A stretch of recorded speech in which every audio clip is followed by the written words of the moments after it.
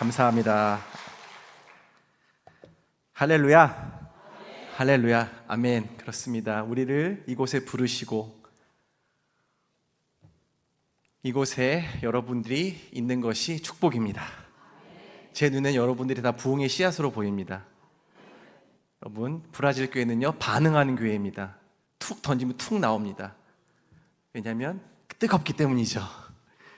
이 교회도 주님의 집, 뜨거운 주님의 집이 되기를 바랍니다. 하나님의 말씀이 들어갔을 때 아멘으로 받고, 하나님의 은혜가 있을 때 내가 감사로 받고, 하나님께서 드리라 했을 때, 내려놓으라 했을 때 내려놓는 그런 아름다운 교회 되기를 바랍니다. 저 오늘 아침 설교 제가 남양주에서 내려왔어요. 오늘 남양주에 내려왔는데 오길 정말 잘했다라는 생각이 들었습니다. 설교 말씀에 제가 은혜를 너무 많이 받았어요. 소유에서 존재로. 여러분들의 존재가 다 하나님의 부흥의 씨앗이 될 줄을 믿습니다. 그리고 저를 부르신 것도 하나님의 목적인 줄 믿습니다. 함께 기도하겠습니다.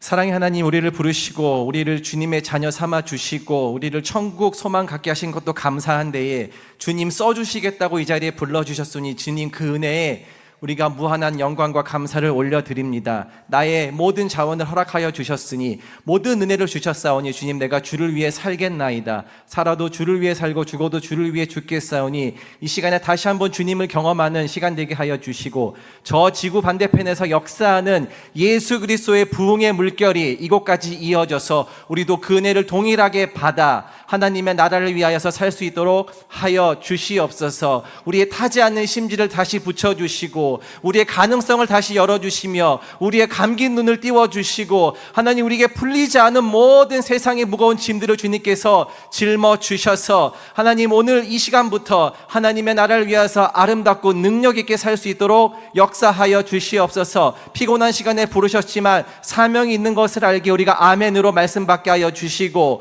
주님께서 역사하시는 것을 볼 때에 주님, 나의 마음 또한 뜨거워지게 하시고 우리 가정에도 하나님의 은혜와 능력의 계시가 일어날 줄을 믿습니다. 역사하실 주님을 기대하오며 능력 있는 예수님의 이름으로 기도합니다. 아멘. 아멘. 할렐루야. 그렇습니다. 주님, 이곳에서 하나님의 자녀가 이 자리에 모였습니다. 동일한 하나님의 은혜를 경험하기를 예수님의 이름으로 축복합니다. 브라질은요, 풍요로운 땅이에요. 정말로 풍요로운 땅입니다. 브라질은요, 인구가요, 한국의 4배입니다. 2억 2천만 정도 되고요. 크기는요, 한반도의 40배입니다. 제가 이번에 한국에 들어올 때 비행기를 4번 탔거든요.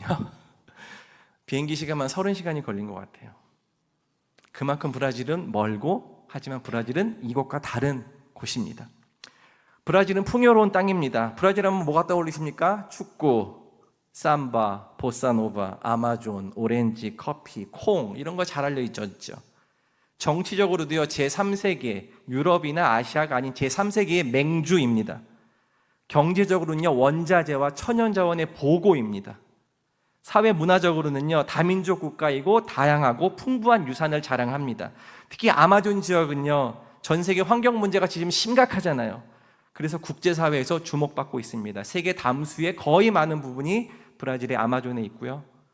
안데스 산맥에서 시작해서 대서양을 흐르는 아마존 강은요, 천연자원의 보고입니다.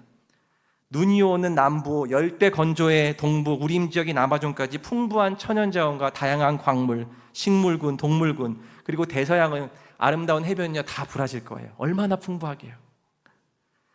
영토는요, 남아메리카에서 제일 크고요, 미국에 이어서 세계에서 5번째로 큰 나라입니다. 인구 1,000만이 넘는 대도시가 13개입니다. 도시화율도 높고요, 평균 수명은 72세입니다. 한국보다 못하지만 계속 성장하고 있습니다. 브라질은요, 스페인을 쓰는 다른 라틴 아메리카 국가와는 다르게 포르투갈을 씁니다. 포르투갈가 얼마나 어렵게요. 제가 얼마나 힘듭니다. 포르투갈어, 브라질리언 포르투기스를 씁니다. 그런데 이 거대한 땅이 하나의 나라가 되었어요. 놀랍지 않습니까? 이 거대한 나라가 하나의 나라가 되었습니다. 보통 브라질을 5개의 부분으로 나뉜다고 해요. 여러분들이 잘 아시는 아마존이 있는 곳을 우리가 북부라고 부릅니다. 북부. 브라질의 미래예요. 여기 아마존 강도 있고요, 수많은 강줄기들, 전체 영토의 45%를 차지하고 5,300명이 살고 있습니다. 하지만 현재 아마존은요, 개발과 그다음에 뭐 보호라는 그런 딜레마에 빠져 있죠. 하지만 아마존은 브라질의 미래입니다. 또 브라질의 북동부가 있어요. 북동부는요, 브라질의 기원입니다. 브라질이 여기서 시작했어요. 19%의 영토 차지하고 1,400명이 살고 있습니다. 여기서 설탕 산업도 시작됐고요. 식민지 경제의 상징이었습니다. 중서부는요, 그 중서부 내륙 지역이에요. 중서부는요, 브라질의 가능성입니다. 미개발 지역이 광대합니다. 아직도 누구의 땅인지 모르는 곳이 많아요. 여러분 브라질 오시면 분리수거 같은 거 안 하거든요. 그냥 버려요. 그게 더 싸니까. 그만큼 아직까지도 개간되지 않은 땅이 많은데 그것이 중부 지역에 많습니다. 여기는 먹거리가 너무 많아요. 차 타고 가면요, 한숨 자고 일어나면 모카밭, 또 한숨 자고 일어나면 콩밭이에요. 그렇게 풍부한 땅입니다. 남동부, 저희가 살고 있는 남동부는 상파울로도 있고 여러분들이 잘 아시는 리오데자네이로, 포로는 히오지자네이로라고 하는데 브라질의 심장입니다. 경제, 사회, 문화의 중심지입니다. 여기서 금도 발견됐고요. 여기서 커피 산업도 발전했습니다. 또 남부가 있어요. 남부는요, 다른 브라질이에요. 여기는 브라질이 아닐 정도로 많이 개발된 곳입니다. 이탈리아랑 독일 이민자들이 정착한 곳입니다. 교육 수준도 높고요. 이곳 사람들은 개척적인 문화가 있습니다. 여러분, 이민자들은요, 브라질을 더 풍요롭게 만들었습니다. 아프리카 노예들은요, 북동부에, 그리고 금과 커피를 찾아온 포르투갈, 스페인은 남동부의 핵심이 되었습니다. 여러분, 브라질에 레바논 이민자들도 많고 중동 이민자들도 많아요. 그리고 일본 이민자들도 많습니다. 일본 이외에 일본 사람들이 가장 많이 살고 있는 곳이 어디다? 바로 브라질입니다. 이민 역사가 6세대예요. 그래서 보면 일본 사람인데, 얼굴은 일본 사람인데 말하는 건 완전히 브라질 사람이에요. 브라질 사람 많습니다. 한국 사람들도 있습니다. 한국 사람들이 70년 전에 도착을 했는데요, 상파울루를 중심으로 정착했습니다. 처음에는 농업 이민으로 왔는데, 여러분 한국 사람들 특징 아시죠? 우리는 농업으로는 살 수 없다. 한국 사람들은요, 의류 제품을 만들어서 큰 성공을 거두었습니다. 여러분, 이렇게 다양하고 뭐가 많은 브라질입니다. 여러분, 브라질이 얼마나 풍요로운지 몰라요. 풍요로운 땅과 그리고 기후, 광활한 영토, 원주민, 유럽 정복자들, 아프리카 노예들, 중동과 아시아 이주민은요, 500년을 역사를 거치면서요, 가장 풍요롭고 복잡한 나라를 형성했습니다. 여러분, 브라질 축구 국가대표팀 보면 아시잖아요. 하얀 사람도 있고 검은 사람도 있고 섞인 사람도 있고, 인종하고요, 언어하고요, 종교하고 문화하고 모든 것이 혼합되어 있기 때문에 브라질 사람들은요, 굉장히 다양성을 수용하는 경향이 있어요. 그리고 되게 개방적이에요. 브라질 사람들의 유연함에, 여러분 어느 브라질 사람을 보든지 간에 허그하고 반갑다고 하고 친구라고 말합니다. 되게 감정적이에요. 그리고 엄격한 형식이나 틀보다는요, 친밀하게 소통하고 열정적인 관계에 가치를 둡니다. 전 이게 너무 좋아요. 저도 한국 사람인데 브라질에 가니까 그렇게 변했습니다. 여러분, 브라질에서 약속을 하잖아요. 근데 30분 늦는 거 기본입니다. 일부러 30분 늦게 오는 것 같아요. 교회도 30분 늦게 올 필요는 없는데 사람들이 교회 성도들도 교회도 30분 늦게 오는 거예요. 여러분, 늦는 게 중요한 게 아니라 내가 거기에 있는 게 중요합니다.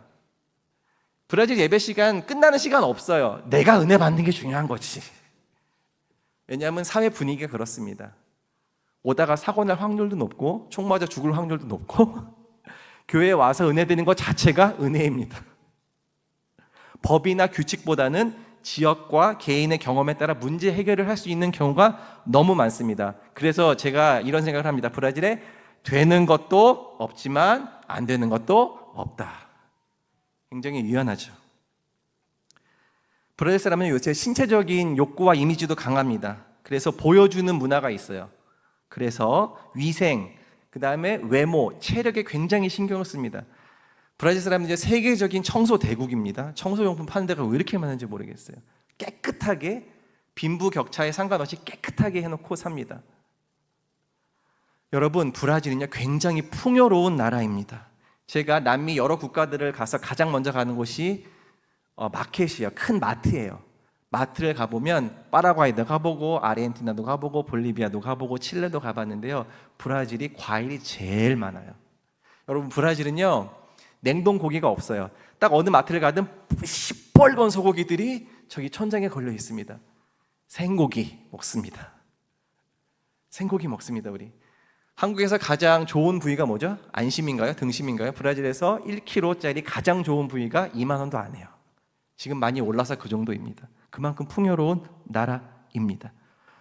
하나님이 만드신 파라다이스가 어딜까라고 저한테 묻는다면 저는 1초도 주저없이 바로 브라질이다라고 말할 겁니다. 다양한 인종, 유연한 관계, 식량의 보고, 자연재해와 전쟁도 없어요. 아름다운 문학과 아름다운 음악과, 그리고 남미의 맹주를 넘어서 세계를 선도하는 국가가 될 가능성이 높은 곳입니다. 아주 풍요로운 땅입니다.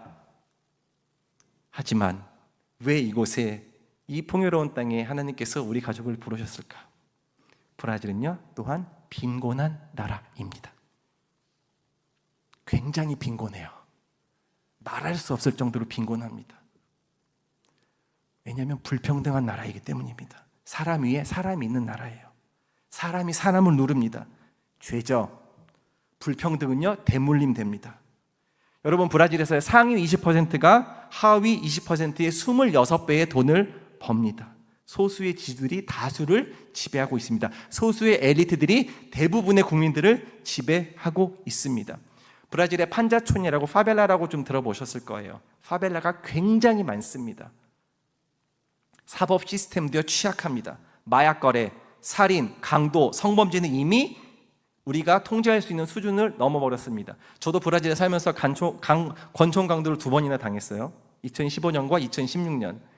크리스마스 때 교회를 가려고 제가 신호를 대기를 하고 있는데 제 앞에 차가 4대 있었거든요. 근데 어떤 한 14살 정도 된 애가 총을 들고 이렇게 있는 거예요. 다 보여요. 첫 번째 차 지나고, 두 번째 차 지나고, 세 번째 차 지나고, 네 번째 차 지날 때 제가 소극을 생각했죠. 빨리 신호 바뀌어라, 신호 바뀌어라. 신호가 안 바뀌더라고. 그러지만 제가 창문을 닫고 있었는데 총으로 톡톡톡 치는 거예요. 문 열라 이거죠. 톡톡. 제 눈빛을 봤어요? 약했어요. 근데 제가 무슨 기질을 발휘했는지 모르지만 그때 제가 그냥 전화기를 줬어요. 빨리 가라고 전화기만 주고, 지갑을 주면 큰일 나거든요. 지갑 안에 신분증이 있기 때문에, 운전면허증이 있기 때문에. 그러고서 지갑 전화기를 받으니까 또 제게 반지가 있는 걸 본 거예요. 결혼 반지였는데 결혼 반지 달라 그러는 거예요. 결혼 반지도 줬죠. 문을 살짝 열고 줬어요. 그래서 그 다음에도 아이들 학교 데려다 주고 오면서도 권총 강도를 만났습니다. 그렇게 위험한 곳이기도 합니다. 브라질은요, 그래서 빈곤한 곳이에요. 브라질에 가장 큰 문제가 있어요. 부정부패입니다. 우리가 상상을 초월합니다. 지도자들의 도덕성 문제, 어디서든 권리만 있으면 사익을 추구하죠. 교육에서 차별은 더 심합니다. 아이러니하게도요, 돈이 많은 학생들은 비싼 사립학교를 나오고 좋은 공립학교에 진학하지만 돈이 없는 학생들은 공립학교를 졸업하고 사립학교를 가기 위해서 더 많은 돈을 지불해야 합니다. 여러분, 브라질은요, 가톨릭 국가입니다. 모든 사람들이 태어나면서 자기는 가톨릭 신자라고 말을 합니다. 1년에 2번 성당 가도 자기는 가톨릭 신자라고 그렇게 얘기를 합니다. 세계 최대의 가톨릭 국가입니다. 가톨릭 교회는 브라질의 정체성을 말을 합니다. 하지만 이 가톨릭은요, 예수 그리스도를 통한 삶의 변화와 구원과는 전혀 관계가 없어요. 복음적인 기독교하고는 거리가 멉니다. 도시든 시골이든 어디를 가나 가톨릭의 권위주의가 있고요, 형식주의가 있고요, 무늬만 기독교입니다. 이렇게 아름답고 풍요로운 땅에 가톨릭 교회가 들어와서 사람들의 영혼을 더욱더 빈곤하게 만들고 있습니다. 부정부패의 온상이 되고 사회 범죄의 소굴이 되고, 그래서 개인이 해결할 수 없는 역사적인 문제를 만들었고요, 물질주의, 영적인 둔감함과 결합해서 브라질을요, 가장 풍요롭고 아름다운 나라에서 가장 문제가 많은 곳으로 만들었습니다. 현재 브라질의 가장 큰 빈곤은 뭔지 아세요? 가장 큰 빈곤은 가정의 파괴입니다. 이혼을 너무나도 당연하게 생각합니다. 아이들만 피해자이죠. 브라질엔 이런 가정들이 굉장히 많습니다. 어떤 가정이냐면요, 부부가 있어요. 그리고 아이가 한 명 있습니다. 아이가 근데 부부의 나이에 비해서 굉장히 어려요. 얘 누구지? 물어보면요, 얘는요, 우리 애예요. 그리고 그 가정에 어떤 애들이 있는데, 네 애 있고 내 애 있고 우리 애가 있는 거예요. 이해되세요? 대부분이 그렇습니다. 너무 많아요, 이런 가정이. 우리 교회 아이가 자기 형제들이라면서 3명을 데리고 왔어요. 근데 가만히 보니까 다 다르게 생긴 거예요. 여자아이인데, 12살 먹은 여자아이인데 자기 형제라고 잠깐 엄마 집에 왔대요, 아빠 집에 왔대요. 엄마 아빠 집에 왔대. 근데 3명을 데리고 왔어요. 근데 기가 막힙니다. 이 아이가 12살인데 엄마가 3번 결혼했어요. 그리고 지금 같이 살고 있는 계부도 그쪽 남자도 3번 결혼한 거예요. 그래서 엄마와 첫째 남편의 아들 20살, 둘째 남편의 아들 18살, 그리고 지금 같이 살고 있는 계부의 두 번째 부인의 딸 13살이 다 한 집에 삽니다. 이해되세요? 믿어지십니까? 걔네 4명이 우리 교회 온 거예요. 풍요로우니까 이런 일이 벌어집니다. 결혼의 가치가 무너지고, 가정이 무너지고, 공교육이 무너지고, 윤리가 무너지고, 사회윤리가 무너지고 있습니다. 그래서 빈곤해요. 지도자들의 윤리의식이 바닥이니까 이런 일이 벌어지는 거예요. 현재 대통령 잘 아시죠? 룰라 최근에 왔다 간 것 같아요. 한국에. 룰라도 결혼 3번 했습니다. 전직 대통령도 결혼 3번 했어요. 아이들이요, 아버지 상이 없습니다. 아버지가 해줘야 할 보호와 양육이 실종되었습니다. 온전한 가정을 찾기 힘듭니다. 아이들이 어떻게 사춘기를 지나야 할지, 연애를 해야 될지, 결혼을 해야 될지, 어떤 가정을 꾸리고 살아야 할지 아무도 가르쳐주지 않습니다. 가정의 모델, 부부의 모델, 부모의 모델, 자식의 모델이 없습니다. 풍요 속에 빈곤이죠.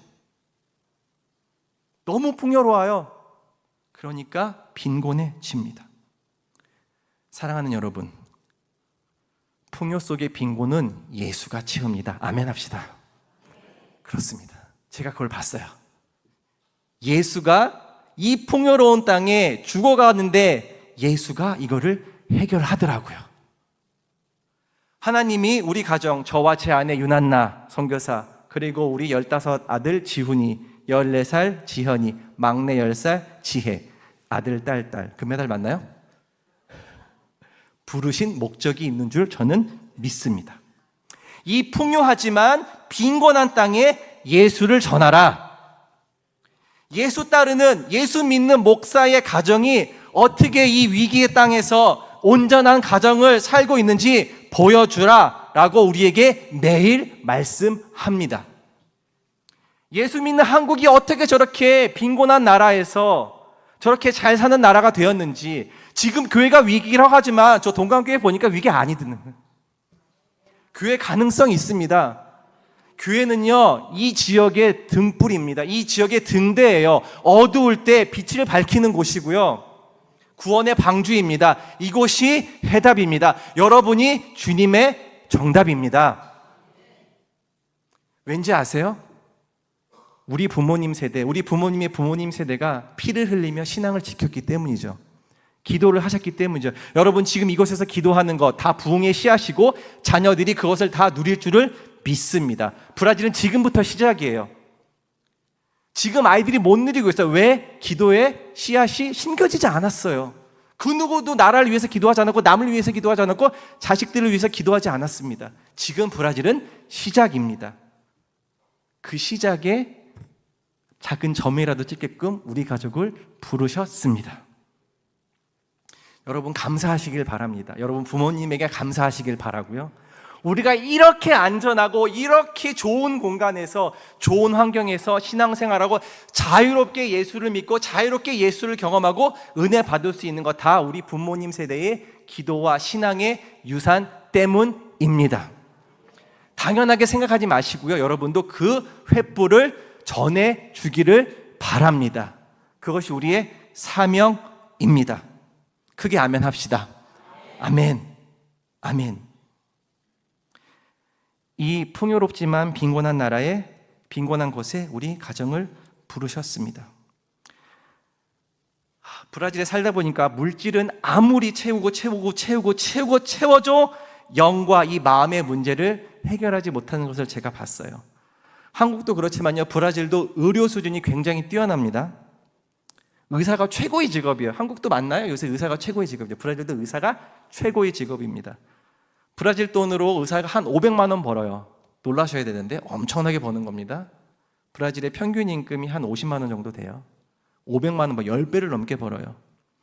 한 달에 500만 원 버는 의사들이 우울증에 시달려서 약을 먹고 있어요. 그거 벌어서 다 약 사 먹고 있어요, 지금. 여러분, 사람 살리는 일은요, 돈으로 할 수 없더라고요. 온전한 삶을 사는 일은요, 돈으로 할 수 없더라고요. 겉은 풍요롭지만 내면은 죽어가고 있는 브라질 사람들 제가 너무나도 많이 봤습니다. 사랑하는 여러분, 풍요하지만요, 빈곤한 사람은요, 예수를 만나야 합니다. 예수 만나서 죄를 인정하고 예수 피로 죄를 용서받고 자기 십자가를 지고 예수를 따라야 합니다. 여러분, 풍요로움을 내려놓고 예수를 따르면 길과 진리와 생명을 찾을 수 있습니다. 풍요롭지만 예수를 따르면 그 풍요가 사명이 됩니다. 근데 풍요를 당연하게 생각하잖아요. 그러면요, 우리 장모님이 항상 말씀하시는 건데, 우리 장모님도 선교사님이시거든요. 장모님이 사람은 배부르고 등 따뜻하면 예수 배반한다. 여러분, 풍요를요 당연하게 생각하지 마시고 그걸 사명으로 바꾸시기를 예수님의 이름으로 축복드립니다. 오늘 말씀이죠. 내가 말하기를 나는 부자라 부요하여 부족한 것이 없다 하나 내 곤고한 것과 가련한 것과 가난한 것과 눈먼 것과 벌거벗은 것을 알지 못하는도다. 아멘. 이 말씀은요, 라오디아 교회를 향한 주님의 책망입니다. 물질적인 풍요에 취해 있는 나의 심장을 찌르는 말씀이에요. 우리의 심장을 찌르는 말씀입니다. 오늘 풍요롭지만 죽어가는 교회를 향한 계시입니다. 오늘날 많이 가졌지만 영적으로는 공허합니다. 나를 채우는 데는 관대하지만 남의 필요를 돌아보는 데는 인색합니다. 자기를 드러내는 일에는 열심이지만 남을 섬기는 일에는 무관심합니다. 예수를 알지만 예수의 가르침을 사는 일에는 멀리합니다. 눈을 떴지만 보지 못합니다. 귀는 들리지만 듣고 싶은 것만 듣습니다. 스스로 부유하다고 하지만 사실은 공공합니다. 옷을 입었지만 사실은 벌거벗은 연약한 상태입니다. 나의 모습이 아닙니까? 또한 브라질의 모습이기도 합니다. 풍요롭지만 빈곤합니다. 우리 가족은요, 2014년에 선교사의 삶을 시작했습니다. 선교사의 삶을 쭉 살다 보니까 진짜 풍요로운 것이 뭔지 알게 됐어요. 풍요로운 것은 이 풍요로운 것을 당연하게 여기지 않는 것이다. 그리고 풍요가 나의 사명이 동기가 되는 것이다. 오늘 목사님 말씀하셨죠. 내가 누리고 있는 것의 동기가 무엇인지, 나를 위한 것인가, 하나님을 위한 것인가, 나를 위한 것인가, 죽어가는 영혼을 살리기 위한 것인가. 작년 2월에 우리 가족이요, 파라나주 마린가에 도착했습니다. 여러분이 혹시 브라질에 오신다면, 아까 목사님이랑 얘기 나눴는데, 여러분이 브라질에 오실 것 같아요. 저는 브라질에 오셔서 딱 도착하는 곳이 상파울루 공항, 과룰루스 공항이에요. 여러분, 브라질에 꼭 오십시오. 아멘. 멀지만 오십시오. 먼 만큼 은혜가 있습니다. 브라질에 오시면요, 너무 좋아요. 너무 좋아요. 풍요로운 땅과 그리고 하나님께서 이곳에서 역사하시는 것을 여러분께서 경험하실 수 있을 겁니다. 이 상파울루 공항에 내려서 차로 666km 10시간 동안 갔어요. 10시간 동안 가서 도착한 것이 저희 집입니다. 저희가 사는 곳이 마린가라는 도시야. 마린가. 가가 좀 세요. 마린가. 이렇게 마린가라고 해야 됩니다. 그곳의 인구가 43만 명이에요. 43만 명인데 한 70년 동안 된 도시인데, 70년 역사를 가진 도시인데, 여기 한국 사람이 5명 살고 있어요. 5명. 우리 가족. 한국 사람이 없는 거예요. 통계적으로도 없고요. 저도 못 봤어요. 아무리 눈을 씻고 찾아봐도 없는 거예요. 이곳에 하나님께서 우리를 부르셨습니다. 한국 사람, 한국 음식 없습니다. 아는 사람 아무도 없고 길도 모르는 곳에 주님이 우리를 데려다 놓으셨습니다. 그리고 이전 현지교회에서 만난 제자 부부와 교회를 개척하기 시작했습니다. 그게 작년 2월 얘기예요.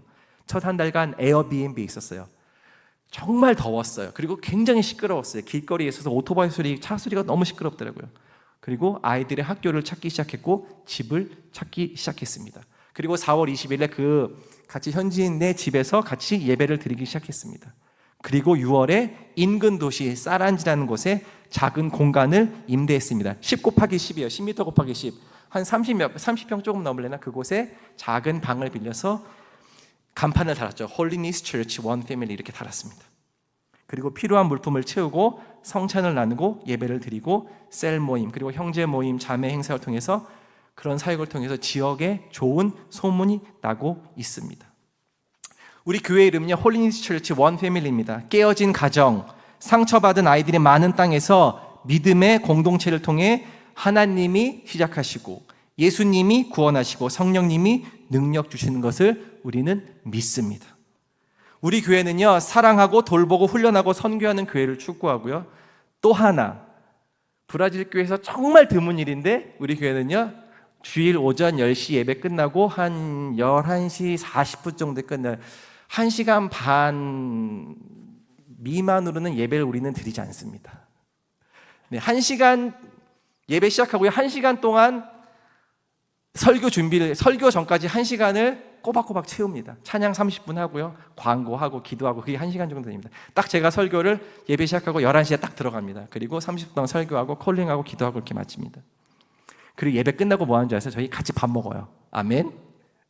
같이 밥 먹어요. 얼마나 이게 귀한 일인지 모릅니다. 제 아내가 많이 힘들죠. 매주마다 메뉴를 결정해야 되니까. 왜냐면 우리는 한 가족이기 때문에. 엄마 혼자 아이들을 데리고 오는 그런 엄마들이 많아요. 근데 엄마 밥 하는데 부담이 되잖아요. 그래서 교회에서라도 밥 먹고 가라. 근데 제가 예배 시간에는, 우리 교회 예배 시간에 보면은 많이 없는 것 같은데 식사 시간만 되면 사람이 많아지더라고. 밥 먹으러 와. 아멘. 아멘. 그렇게 해서라도 교회의 문턱을 낮추고 있습니다. 여러분, 이제 동영상을 보실 거예요. 이 동영상이 제가 만든 게 아니에요. 우리 아들 15살짜리가 만든 거예요. 여러분, 이 동영상을 보시면요, 보통 선교사님들이 만든 동영상은 조금 다르다라고 느껴질 거예요. 15살짜리 아이, 교포 아이의 눈으로 본 우리 교회의 1년간의 모습입니다. 그래서 굉장히 힙해요. 그리고 딱 인스타에 딱 올리면 될 것 같은 그런 짤들이 많습니다. 감안하시고, 여러분, 생기 넘치고 주님이 역사하시고, 아, 브라질의 복음이 이렇게 전해지구나, 그리고 브라질의 미래가 보이는구나 라고 하는 그 저희 선교지 영상을 지금 함께 보시겠습니다.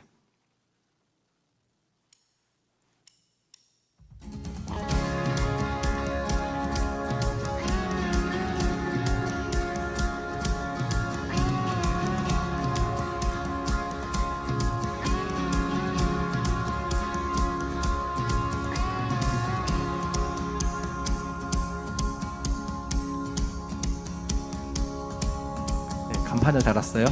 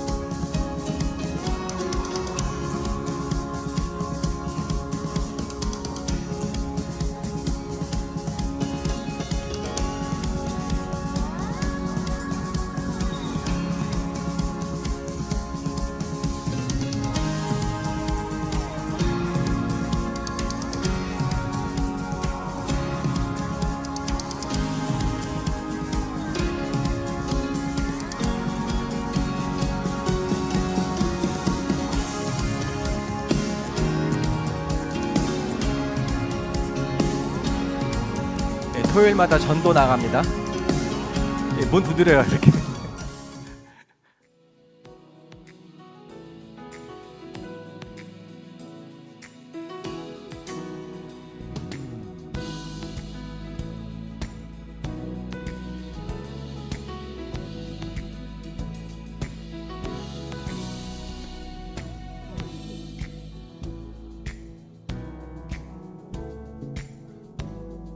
아이들이 대부분이 스마트폰이 없어요. 그래서 이러고 놉니다.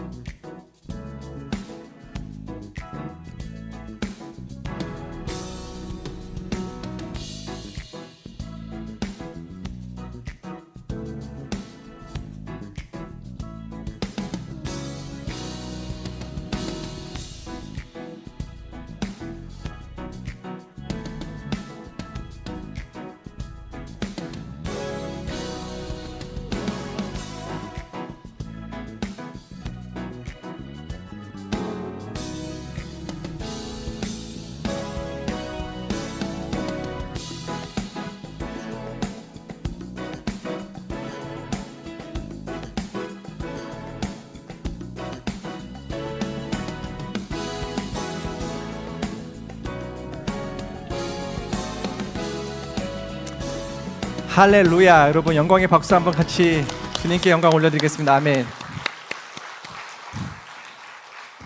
이곳에 아무것도 없었거든요. 근데 이렇게 됐습니다. 할렐루야. 주님께서 일하십니다. 여러분 혹시 여기 이 동영상 5분짜리 동영상 중에 우리 가족을 찾으셨나요? 못 찾으셨다면 우리가 정말 사역 잘하고 있는 건데, 현지인들하고 똑같이 우리 아이들 다 같이 잘 어울리죠. 그리고 제 아내도 아마 구분 못 하셨을까요? 좀 얼굴이 까매서 브라질 현지, 제 아내는 브라질에 6살 때 갔어요. 그래서 88년도에 브라질에 이민 갔거든요. 그래서 현지인처럼 거의 브라질 사람입니다. 제 아내는 저 만나서 많이 한국화 됐고, 저는 제 아내를 만나서 많이 브라질화 됐습니다. 사랑하는 동강교회 성도 여러분, 이 시간에 여러분들에게 도전을 드리고 싶습니다. 제가 한국에서 쭉 살다가 선교사 되겠다고 하고 많은 것을 내려놓고 포기하니까요, 주님께서 길을 보여주셨습니다. 그리고 제가 브라질에서 예수를 계속 묵상하고 예수로 살려고 노력할 때마다 주님께서 저에게 새 힘을 주셨어요. 그리고 내가 무엇을 가지겠다고 할 때마다 나를 내려놓고 나의 존재를 주님 앞에 드러낼 때 제가 더 큰 힘이 생기는 것을 제가 발견하게 되었습니다. 교회도 마찬가지입니다.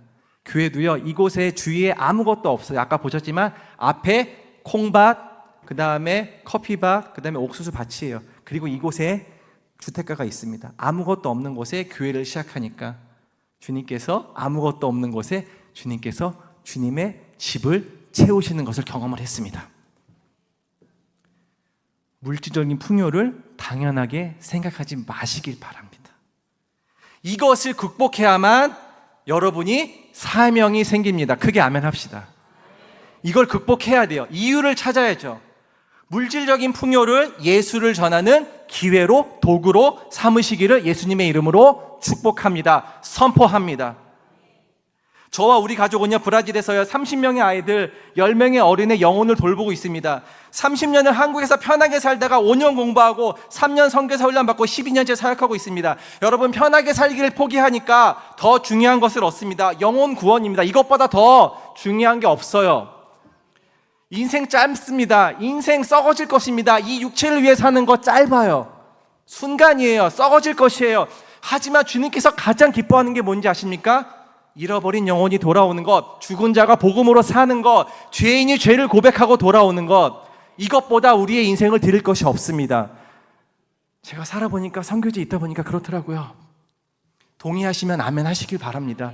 여러분, 이 자리 귀한 자리입니다. 여러분, 이 2시 반에 주일날 대부분이 오전 예배 드리셨을까? 그리고 교회 계속 봉사하시다가 이 자리까지 나오셨습니다. 여러분들은 사명을 깨달은 분입니다. 편안한 자리, TV 앞에서 소파에서 누워있는 자리보다 이 자리를 선택하셨기 때문입니다. 그래서 제가 이렇게 담대하게 도전을 드리는 것입니다. 평안하고 풍요롭고 배부른 것을 당연하게 여기지 마십시오. 목사님, 선교사님, 그럼 어느 정도로 풍요해? 나는 가난한 것 같은데. 여러분, 뜨거운 물을 샤워할 수 있으면 풍요로운 거예요. 그리고 삼시세끼 걱정 안 하는 거 있으면 풍요로운 거고요. 내가 의지할 가족이 있으면 풍요로운 겁니다. 왜냐하면 그렇지 못한 사람이 더 많기 때문입니다. 여러분들이 이 나온 것은 주님께서 여러분들을 사용하시겠다고 부르신 사인입니다. 전 그렇게 믿어요. 여러분 지금 이 자리에 앉아 계신 것, 주님이 내가 너를 사용하겠다라고 부르신 사인입니다. 여러분들이 건강하고 예배드릴 힘이 있다면 여러분들은 자격이 됩니다. 여러분들의 몸과 지식과 자원을 예수 그리스도를 드러내는 일에 힘쓰시기를 바랍니다. 여러분 가정 있잖아요. 여러분 가정은요, 지금 여기 계신 여러분들이 가장 먼저 불편함을 느껴야 할 대상입니다. 만약 예수 잘 믿는 가정이라면 주님께 감사하고 가정을 주님께서 사용해달라고 간구하십시오. 온전한 가정만큼 강한 주의 도구는 없습니다. 가정의 중요성, 가정을 통해 일하시는 주님의 일들을 기억하고 자랑하십시오. 하지만 가정에 믿지 않는 성도들 많잖아요. 지금 남편들, 내 아내, 제 자녀, 우리 부모님, 깨어진 가정이 있다면 여러분들은 바로 여러분들의 가정이라는 영적 전쟁터에서 가장 앞에 있는 좋은 군사입니다. 눈물로, 인내로 주님을 구주로 영접하도록 기도하십시오. 여러분 사명이 있습니다. 성품과 예수님의 향기로 가정을 예수 잘 믿는 공간으로 만드실 여러분들은 사명이 있습니다. 그래서 이 자리에 앉아 계신 거예요. 교회를요 사랑하시고 교회를 소중하게 여기십시오. 교회는요 여러분들이 사용해야 할 가장 효과적이고 영광스러운 도구입니다. 아멘 합시다. 그렇습니다. 교회만큼 주님의 영광을 드러내는 곳이 없어요. 이 아름답고 최신식이며 날마다 좋아지는 이 동강교회를 주신 이유를 곰곰이 생각해 보십시오. 그래서 이 풍요로운 예배를 드리는 것을 당연하게 생각하지 말고 이 풍요로움의 이유를 찾으시기를 바랍니다. 풍요로운 예배 그리고 양질의 프로그램, 주님이 한 영혼을 찾고 구하고 건지라고 주신 기회입니다. 여러분, 전 브라질에서 할게요. 여러분 이곳에서 하십시오. 제 선교사로 목표가 하나도 없거든요. 목표가. 근데 제 그 목표가 있어요. 저는 70살에 선교사 그만두는 거예요. 그게 제 유일한 목표입니다. 저는요 끝까지 걸어갈 거예요. 비록 느리지만 더디지만 저는 포기하지 않고 걸어갈 겁니다. 선교사가 목사가 교회 지키고 있으니까 부흥되더라고요. 지난 4월 20일부터 제가 한국 오기 전까지 제 주일 예배 한 번도 안 빠졌거든요. 이거 놀라운 일입니다. 브라질에서. 여러분들 이 자리 지키시고요. 여러분들의 사명을 깨달으시기를 도전을 드립니다. 여러분 이곳에서 하십시오. 저는 그곳에서 하겠습니다. 아멘입니까? 아멘입니다. 시간에 기도하겠습니다. 제가 한번 여러분들 같이 기도하기를